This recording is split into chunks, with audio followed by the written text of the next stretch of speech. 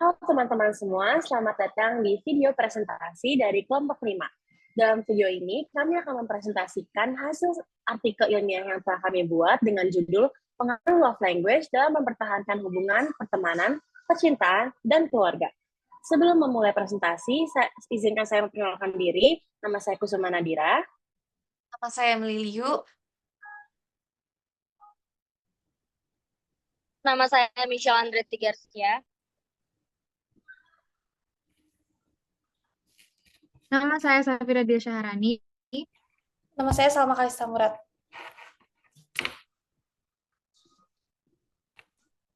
Dalam presentasi kali ini, kami akan menjelaskan tentang latar belakang, rumusan masalah dan tujuan penelitian, kajian teori, metode penelitian, dan kesimpulan dari artikel ilmiah yang telah kami buat. Untuk pertama-tama, saya akan menjelaskan tentang latar belakang dari penelitian ini. Penelitian ini dilatar belakangi oleh fenomena love language yang dianggap penting karena dapat memenuhi kepuasan suatu hubungan, sehingga membuat seseorang cenderung ingin mempertahankan hubungan tersebut. Love language atau bahasa cinta merupakan perilaku yang dapat membuat suatu individu merasa dicintai. Ketika love language terpenuhi, maka kepuasan di dalam suatu hubungan akan meningkat.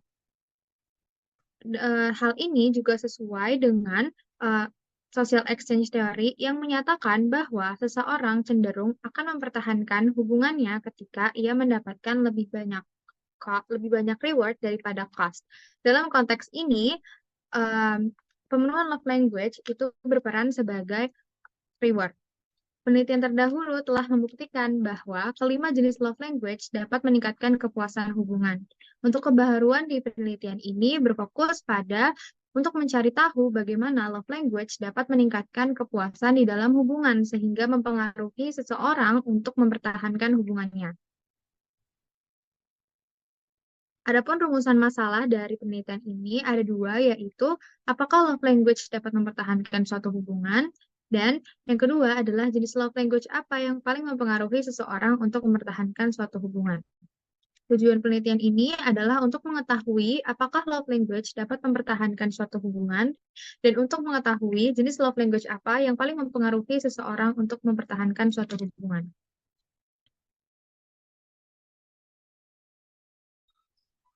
Selanjutnya adalah bagian kajian teori. Dalam bagian ini, kami membagi kajian teori kami menjadi 3 paragraf. Di dalam paragraf ini, kami menyebutkan beberapa poin sebagai berikut. Di paragraf pertama, kami menjelaskan tentang love language, di mana kami menjelaskan bahwa love language merupakan cara seorang menyampaikan rasa sayang mereka. Lalu, setiap orang memiliki cara yang berbeda dalam menyampaikan rasa sayang. Dan juga, kami menyertakan bukti dari kutipan yang kami ambil dari yaitu buku yang berjudul The Five Love Language yang diciptakan oleh Gary Chapman yang menyatakan bahwa love language terbagi menjadi lima jenis. Lalu kami juga menyatakan bahwa love language seseorang dapat dipengaruhi oleh masa kecil, didikan orang tua, atau juga lingkungan sekitar. Di paragraf yang kedua, kami menjelaskan 5 love language tersebut. Yang pertama yaitu words of affirmation atau bentuk penyampaian kasih sayang melalui kata-kata. Lalu yang kedua ada physical touch atau sentuhan fisik yang merupakan bentuk penyampaian kasih sayang melalui sentuhan fisik seperti bergandengan tangan. Lalu selanjutnya ada receiving gift atau yang merupakan penyampaian kasih sayang melalui hadiah atau benda. Lalu selanjutnya ada quality time atau penyampaian kasih sayang dalam bentuk menghabiskan waktu bersama. Dan yang terakhir ada act of service, yaitu merupakan bentuk penyampaian kasih sayang yang disampaikan melalui aksi. Lalu di paragraf yang terakhir kami menjelaskan tentang social exchange theory, yang dimana teori ini menyatakan bahwa seseorang cenderung melihat pengorbanan atau cost yang mereka keluarkan dan penghargaan atau reward yang mereka dapatkan sebagai pertimbangan untuk mempertahankan suatu hubungan. Dalam konteks social exchange theory, love language adalah reward yang didapatkan dalam hubungan tersebut. Oke, selanjutnya saya akan menjelaskan metode penelitian. Metode penelitian yang kami gunakan adalah mixed method, atau metode campuran yang artinya kombinasi antara metode kualitatif dan juga kuantitatif. Dan data yang kami kumpulkan menggunakan survei berupa kuesioner dengan menggunakan Google Form, dan kami juga melakukan wawancara kepada beberapa mahasiswa BINUS. Kita memakai 30 sampel dan untuk populasi ada total 72.362. Untuk teknik analisis data, karena kita pendekatan penelitiannya sendiri mixed method, oleh karena itu teknik analisis data kita adalah kualitatif dan kuantitatif.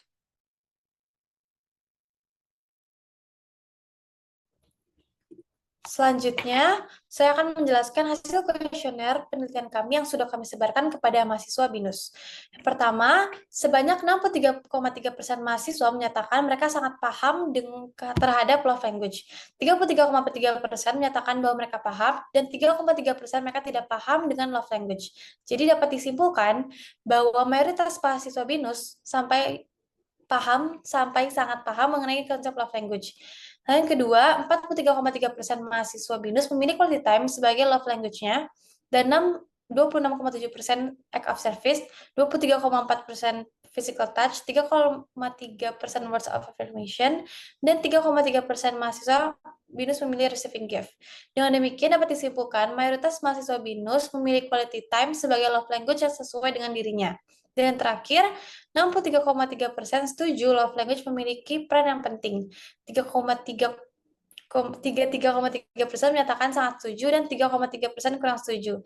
Jadi mayoritas mahasiswa BINUS setuju bahwa love language merupakan hal yang penting.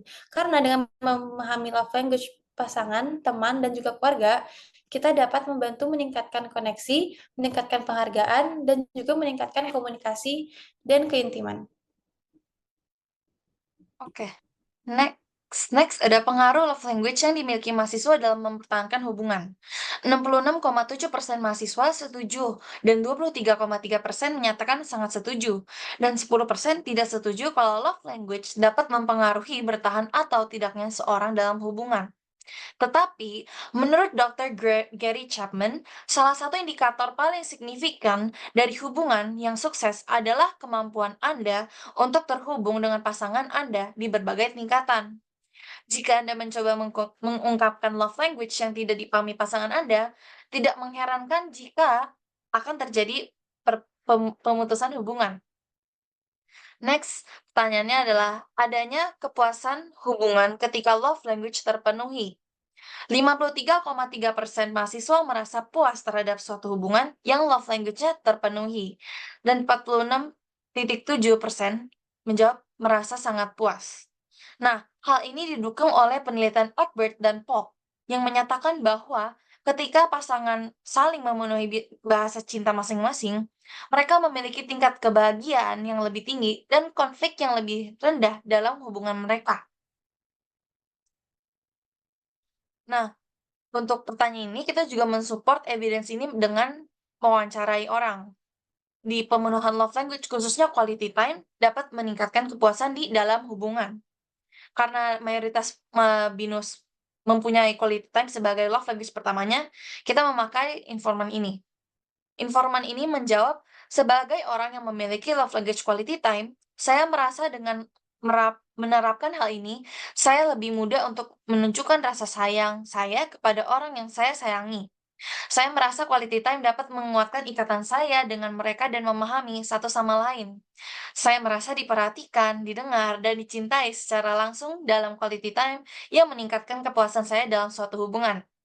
Oleh karena itu, di sini kita bisa lihat kalau kita sendiri saling mengerti love language masing-masing, itu pasti tingkat kebahagiaan di suatu hubungan pasti tinggi, dan konflik bisa lebih rendah untuk terjadi. Pertanyaan terakhir adalah, pengaruh tingkat kepuasan hubungan dari pemenuhan love language dalam mempertahankan hubungan. 70% mahasiswa merasa tingkat kepuasan dapat mempengaruhi keputusan dalam mempertahankan hubungan mereka, dan 30% menyatakan sangat berpengaruh. Hal ini terjadi karena love language sendiri pun kita akan lebih bisa memenuhi sesama punya love language itu dengan, boleh di next? Oke, jadi kepuasan yang didapatkan dari pemenuhan love language, khususnya quality time untuk di riset kita ini, dapat mempengaruhi mereka untuk mempertahankan suatu hubungan. Informan 3 itu sendiri menjawab, rasa puas dari bisa menghabiskan waktu bersama itu bikin saya nggak mau hubungan yang saya punya berakhir. Saya akan berusaha untuk menjaga dan mempertahankan hubungan itu supaya saya bisa terus sama orang yang saya sayangi. Jadi kalau mereka seorang pasangan memenuhi love language sesama, itu mereka jadi merasa hubungan mereka tuh bisa untuk mempertahankan gitu, daripada kalau misalnya dua-duanya tidak memenuhi quality time atau love language sama, mereka lebih tidak mau mempertahankan hubungan yang mereka sendiri.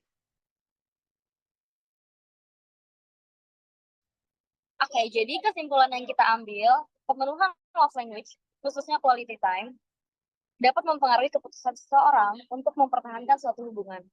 Hal ini sesuai dengan hasil survei yang menunjukkan bahwa 70% mahasiswa setuju tingkat kepuasan dari pemenuhan love language berpengaruh dalam mempertahankan hubungan.